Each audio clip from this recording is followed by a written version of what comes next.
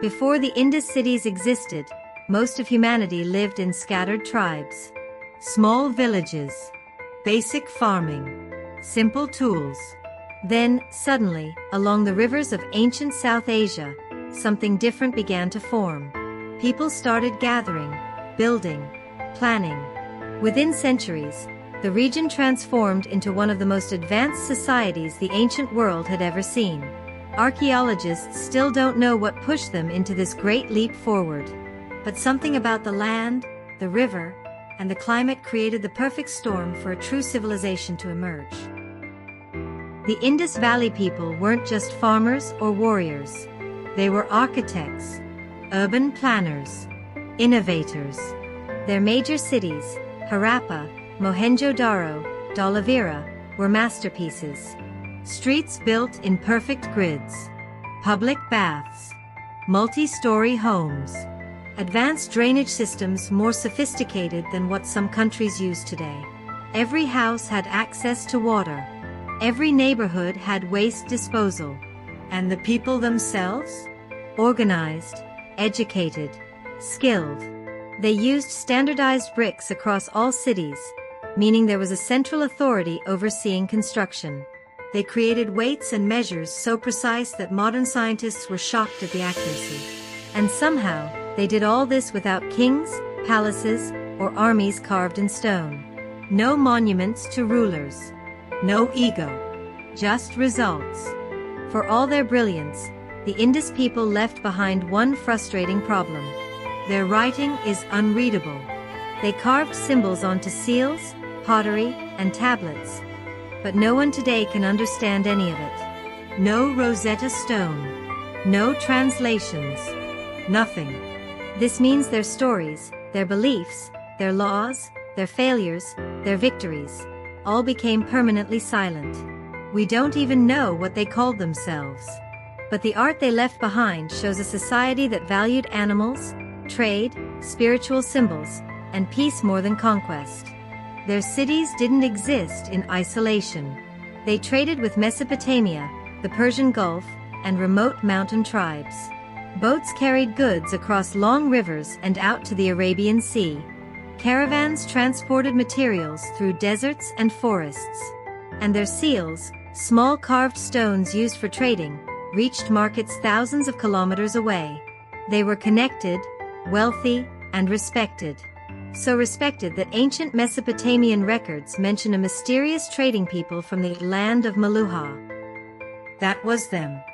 During their peak, the Indus cities were models of balance. No huge inequality.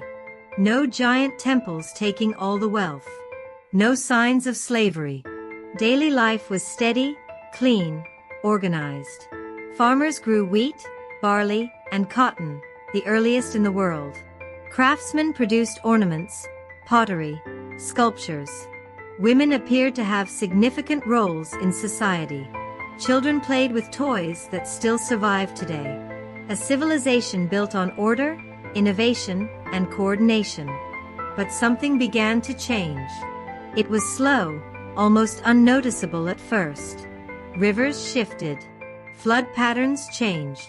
The once stable climate grew unpredictable. Archaeologists discovered layers of silt, signs of repeated flooding. Whole neighborhoods show evidence of water damage. But the cities kept rebuilding, again and again. Their once great trade routes began to weaken. Their urban planning became less organized. Their perfectly measured bricks became irregular. Something was breaking. Then, it happened. Not a single event. Not one final day. But a slow, staggering collapse that would eventually erase the entire civilization. Homes were abandoned. Workshops left with tools still sitting on the ground, as if someone was meant to return in a few minutes. Markets emptied. Streets grew silent. The population didn't die in war or plague, at least not on a massive scale. There are no mass graves. No burned cities. No signs of invasion. People simply walked away, district by district, city by city, until everything was empty. Mohenjo-Daro, once a thriving metropolis, became a ghost city. Why? No one knows for sure. Theory 1. The rivers betrayed them. The Indus River may have changed course, leaving cities without water while flooding others without mercy. Without the river, no crops could grow, no trade could flow. Theory 2. A megadrought. Evidence suggests a massive drought struck the region, lasting centuries. If true, millions would have migrated in desperation. Theory 3. Disease. Skeletons found near water systems show signs of illnesses that may have spread silently. Theory 4. Economic collapse. Trade with Mesopotamia declined. Without wealth and steady commerce, cities may have slowly unraveled. Theory 5. A slow breakdown of social order. Bricks changed, city layouts became disorganized, craftsmanship declined. Signs of a society losing its structure. But none of these theories explain the full picture. Their disappearance still feels too clean, too quiet. The survivors didn't vanish into thin air. They migrated east, merging with smaller villages and cultures. But their grand cities were never rebuilt. Their writing was forgotten. Their technology was lost for thousands of years. Nature took everything back. Today, the broken walls of Mohenjo-Daro and Harappa stand like silent witnesses. No one knows their kings. No one knows their heroes. No one knows their stories. A civilization that invented city planning, advanced sanitation, and global trade disappeared without leaving a single explanation. And that is why the world still asks, what truly happened the night the Indus Valley went silent?